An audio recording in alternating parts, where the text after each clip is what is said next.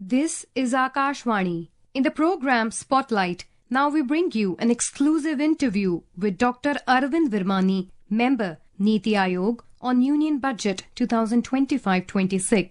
The interviewer is Lalima Aneja Dang. Today, the Finance Minister, Ms. Nirmala Sitharaman, presented the 8th consecutive budget for the financial year 2025-26 and the first full-fledged budget of the third term of the NDA government. Well, the budget has something for everyone, from the farmers at the grassroots level, the SMEs, the MSMEs, the gig workers, students, women, senior citizens, the manufacturing community, urbanites, and more importantly, the great Indian middle class. Well, for more on this, we are now joined by Dr Arvind Virmani, member NITI Aayog.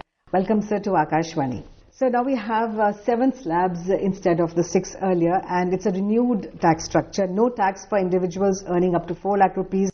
5% for 4 to 8 lakh rupees, 10% tax for 8 to 12 and 15% tax for 12 to 16 lakh rupees. Does it mean that there is more money in the pocket of the middle class? Definitely, but let me very briefly give you the background. Firstly, this is part of a thorough reform of the income tax code, which the finance minister said she will put before Parliament in the next week, because the whole new income tax act, it will be a whole book in itself, which has not been attached to the budget. It will be presented in Parliament next week. So that actually, from the economic perspective, is even more significant, but just that should be kept in mind. So within that, the way to, as an economist, I think about the reductions in the slabs, etc., the rates, and actually the last time I was involved in tax reform in 1997, we proposed 3 tax brackets, 10, 20, 30. This kind of introduces 2 brackets in between, 15 and 25, so it's a more gradual rise. But the background in terms of inflation, so one of the arguments for reducing the rate was that inflation has, because of the pandemic, the international effects, oil prices, etc., inflation was very high, so the real income of the salaried workers, which is largely the middle class, has not kind of kept pace with that, and therefore that effective tax rate has gone up. So by reducing the rates and introducing these new slabs, they kind of return to closer to their old levels and perhaps get an extra boost. So that is the background. And basically one more point is important. You mentioned the middle class. How do I think of it? The Prime Minister himself said before the budget, when we didn't know all these numbers, was that this is for the poor and middle class. And again, as an economist, I think, why did he say that? Because last year we had a consumer survey which showed that over the last 11 years before that, poverty, as we have conventionally measured it, and some World Bank etc. called absolute poverty, has been virtually eliminated. It is less than 2%. In my view, it's virtually zero, but the numbers say 2% because they don't take account of what we call in-kind transfers. So, I mean, one way to look at it is that we are all middle class now. Of course, there will be pockets of poverty still there, but they are not amenable to general measures. You have to find the poor and do something, and that really only the states can do. The center cannot sit here and find, in some area in the hills or some other pocket. So in some sense we have to change our way of thinking, and part of that means we have to look much more carefully on the tax rate. And this also goes to what the effect will be. The effect will certainly be that, to the extent that their consumption ability of this middle class had been eroded, it will be restored and the consumption can go back to the pre-pandemic levels. It has been recovering. It recovered last year. So I'm quite sure that this will help take it back to that level, so that at least the consumption part of it will be normalized. One of the major announcements has been that of the Prime Minister Dhan Dhanya Yojana for agriculture productivity. Many more announcements have been made. Could you tell us more about this? Diversification is kind of, again, from an economist perspective, is a well-known issue in the following sense, that for many decades we have known, and we know this from all over the world as basic economics, that as average incomes of any country rise, their consumption of cereals starts going down and the consumption of other goods like fruits, vegetables, meats, whatever goes up, fish, etc. So this is something which we have all been thinking about, trying to see how to convince farmers, agriculture, their leaders, etc. to switch, because without demand there's no incentive to produce. So this is, I think, another effort by the government to see how to both look for that pockets. So one of the things which is given is that 100 districts would be selected in a program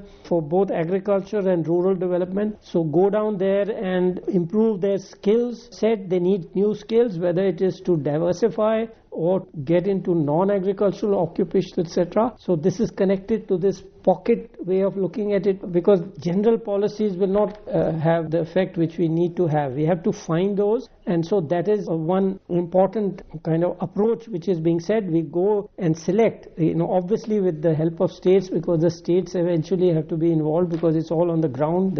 One can only incentivize and support from here. That is one aspect of it. The Atmanirbhar oilseeds and pulses, that is again a program, and it's a continuing effort has to be done, basically because of this kind of excessive concentration on rice, wheat, sugar, which again is, as I said, has been a concern for a long time. So shift to vegetables and fruits, again we have been talking about it, but the idea is to how to get this moving. So another effort is being made, involve FPOs and so on. And then the issue of R&D and extension with respect to seeds, that is particularly important when we have all these events of climate change. So you need new resilient seeds, and you also need advice, because the small farmers one has to handhold, connect them to portals, etc., where they can get this information. And finally, the other interesting, of course, fishes and horticulture. So fisheries, there is this interesting idea of a SEZ for fisheries, which I find intriguing. I have not heard such a concept before,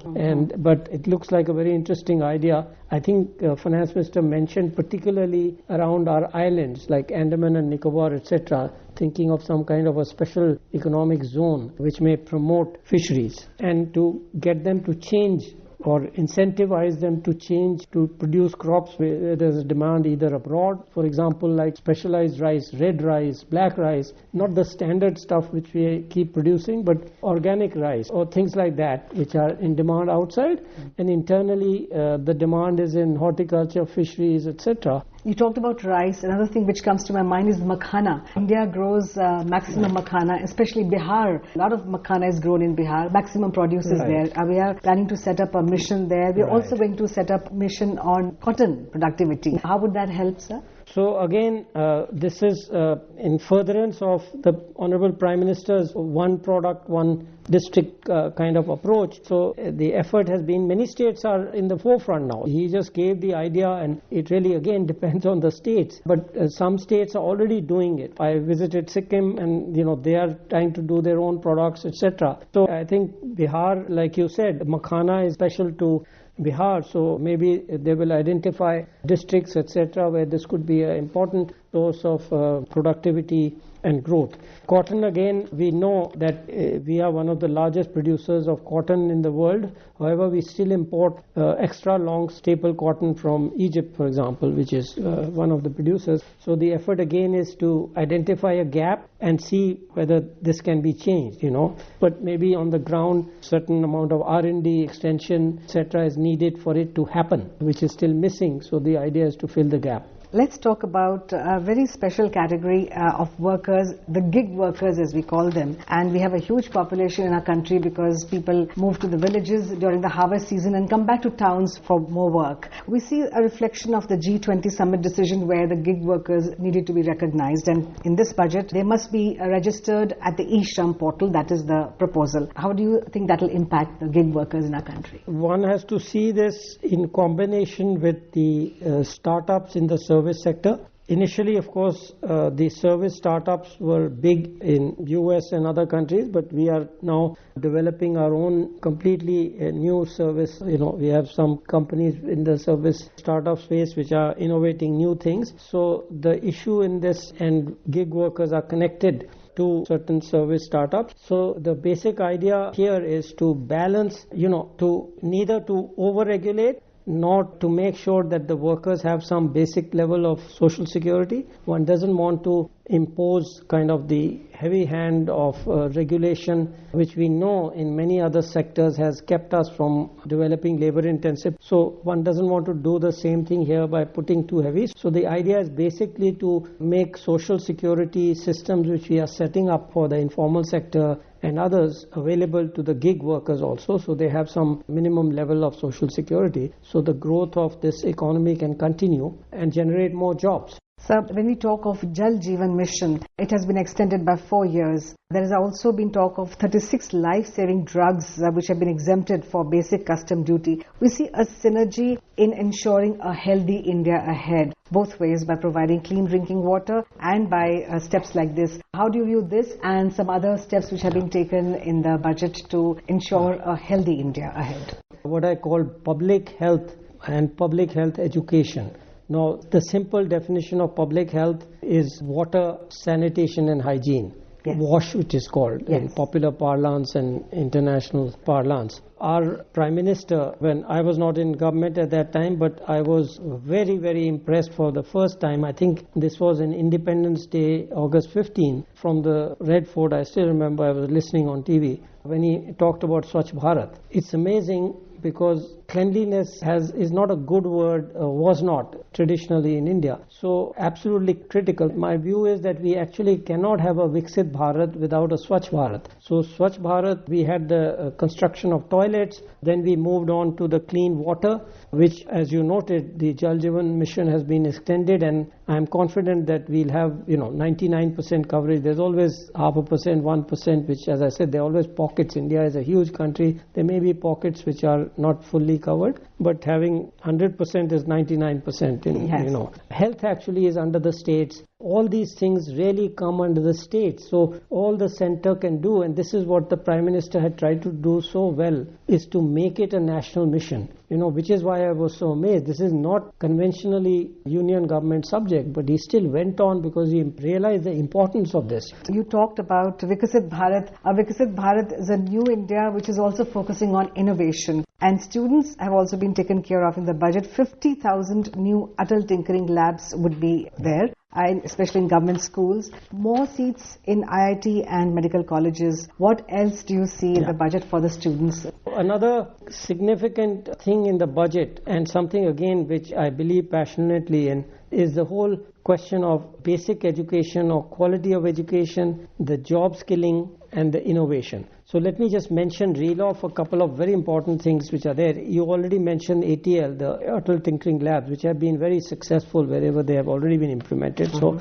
this is just a logical extension and a good one to move them into government schools. But I think one of the most important thing which is beginning to happen is that what was announced, the broadband connectivity with secondary schools and public health centers across the country. What I say is that we have 28 states, which is one more than the entire membership of the European Union. We have 1.4 billion people, which is equal to the entire Western democratic world. So it's a huge challenge to take education and health down to rural areas and to everyone. So this is the beginning of a revolution in my view. I think it is what I call e-education, e-learning, e-skilling, e-health. It can completely transform the quality of education and health in the rural areas. Just briefly, the other item was the National Center for Skilling, Center for Excellence in AI. For the first time, there were already 3 things in it, health, etc. Now education has been added. So this whole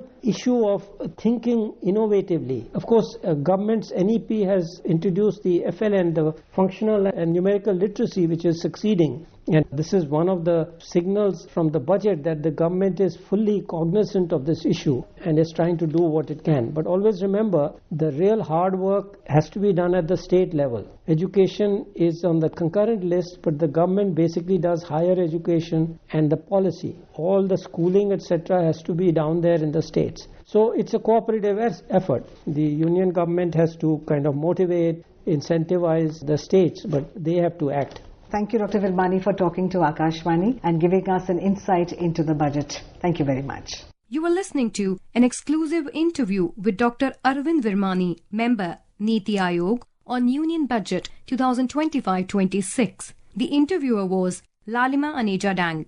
This program was produced and presented by the News Services Division of Akashvani. You can listen to it on our mobile app, News on AIR. This program is available on our YouTube channel, News on AIR Official.